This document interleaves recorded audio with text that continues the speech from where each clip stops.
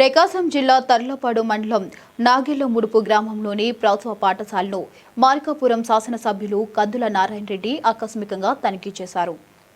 ఈ సందర్భంగా పాఠశాలలో అమలవుతున్న డొక్కా సీతమ్మ మధ్యాహ్న భోజన పథకం, విద్యార్థులకు అందుతున్న భోజన నాణ్యత, వంట సౌకర్యాలు, తరగతుల నిర్వహణ, విద్యా బోధన పరిస్థితులు తదితర అంశాలను ఆయన పరిశీలించారు. అలాగే విద్యార్థులతో నేరుగా మాట్లాడి వారికి ఎదురవుతున్న సమస్యలు, అవసరాలను అడిగి తెలుసుకున్నారు.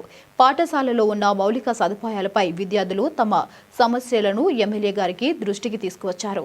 ముఖ్యంగా పాఠశాల ప్రాంగణానికి గేటు ఏర్పాటు చేయాలని విద్యార్థులు కోరగా ఆ సమస్యను త్వరలోనే పరిష్కరించేలా చర్యలు తీసుకుంటామని ఎమ్మెల్యే హామీ ఇచ్చారు. ఈ సందర్భంగా ఎమ్మెల్యే మాట్లాడుతూ ప్రభుత్వ పాఠశాలలో చదువుతున్న విద్యార్థులకు నాణ్యమైన విద్యతో పాటు భద్రతతో కూడిన మెరుగైన విద్యా వాతావరణం కల్పించడమే ప్రభుత్వ ప్రధాన లక్ష్యమని తెలిపారు. ఇందుకోసం అవసరమైన మౌలిక వసతుల కల్పనకు తగిన నిధులు మంజూరు చేయించి పాఠశాలల అభివృద్ధికి కృషి చేస్తామని పేర్కొన్నారు. ఈ కార్యక్రమంలో మండల ఐటీడీపీ అధ్యక్షులు డి శ్యామ్, కందుల చిట్టిబాబు, స్థానిక నాయకులు, సంబంధిత అధికారులు, పాఠశాల ఉపాధ్యాయులు మరియు గ్రామస్తులు పాల్గొన్నారు.